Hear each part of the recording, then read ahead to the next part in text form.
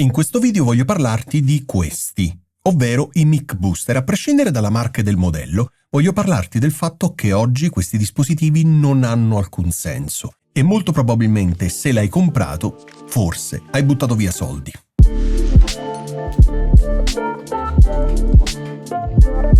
Come ti raccontavo nell'introduzione, oggi voglio parlarti del senso che possono avere oggi i mic booster.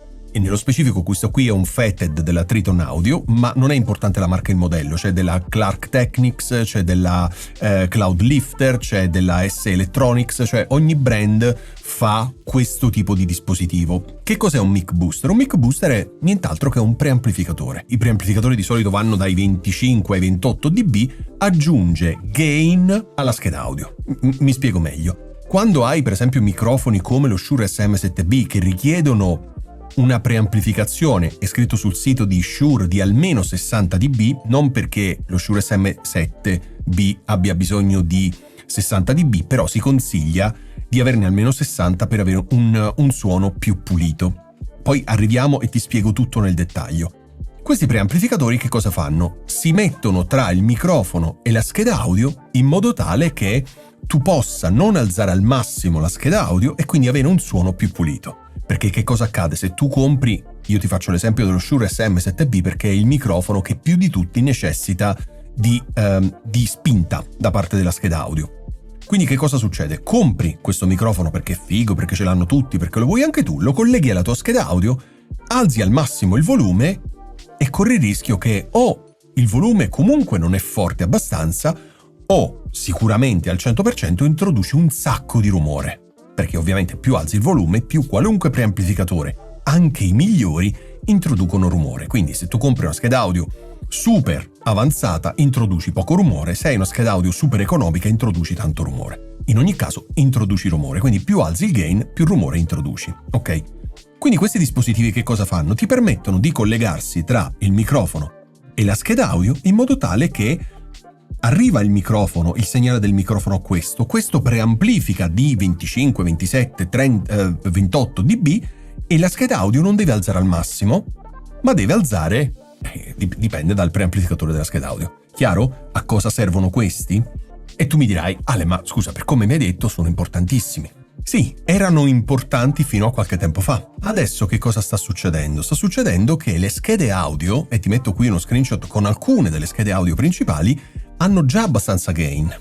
Certo, non tutte, ma si sta iniziando a diffondere questa nuova caratteristica, questa nuova feature all'interno delle schede audio di dare abbastanza gain per poter pilotare qualsiasi tipo di microfono, Shure SM7B compreso. Quindi, se hai una di queste schede qui che stai vedendo in sovraimpressione, molto probabilmente questo mic booster non ti serve. Non ti serve affatto, stai spendendo dai 30 euro che costa il più economico, che introduce comunque un po' di rumore in più, fino ai 120, 150, 250 a seconda del preamplificatore che compri. Ecco, stai aggiungendo già un microfono Shure SM7B che costa 500-400 euro, stai aggiungendo altri 100 euro.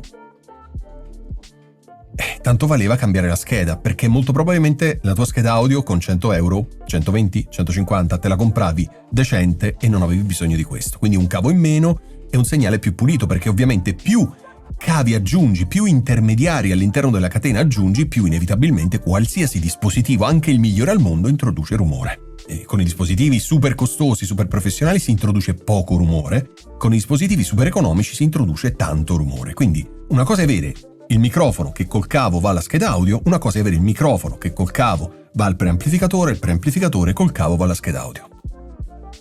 Chiaro? Quindi se devi comprare un affarino del genere, non comprare quello da 30 euro, da 50 euro, ma comprane uno decente. Ma la domanda è, ha senso spendere tutti questi soldi quando basterebbe cambiare la scheda audio? Ok, quindi vendere la tua scheda audio, aggiungere la differenza e comprare una scheda audio decente che ha abbastanza spinta, abbastanza dB, abbastanza gain per poter pilotare il microfono. Io ti ho fatto l'esempio dello Shure SM7B, ma ti assicuro che ci sono persone che comprano altri microfoni dinamici che non avrebbero assolutamente bisogno di affari del genere e lo comprano perché perché non sanno regolare il gain. perché non è facile regolare gain. Io ho fatto un video che ha avuto un sacco di visualizzazioni, ma nonostante questo ci sono un sacco di persone che comprano un microfono qualsiasi dinamico e dice poi ho comprato anche questo. E io dico scusa, ma perché l'hai comprato? No, avevo capito che serviva, oppure mi hanno detto che serve. Ma no! Perché se lo Shure SM7B necessita di probabilmente intorno ai 50-55 dB di gain, sul sito c'è scritto, che ti riporto qui, c'è scritto almeno 60 per dargli un po' di spazio e non avere un audio super rumoroso, ecco, sicuramente un microfono diverso dallo Shure SM7B ha bisogno di meno gain e quindi probabilmente la tua scheda audio riesce a pilotarlo. Chiaro qual è il discorso? Per questo quando si comprano cose del genere a caso, a me dispiace sempre perché si buttano via soldi. E oggi comprare questi affarini non ha più senso. Non ha più senso perché ormai le schede audio attuali stanno uscendo sul mercato con 70, 75, 80 dB di gain. Quindi quando sul sito di Shure ti dice lo Shure SM7B servirebbero per farlo suonare bene 60 e la tua scheda ce n'ha 70, ce n'ha 75, ce n'ha 80, ma mi spieghi perché devi spendere 100 euro per questo coso?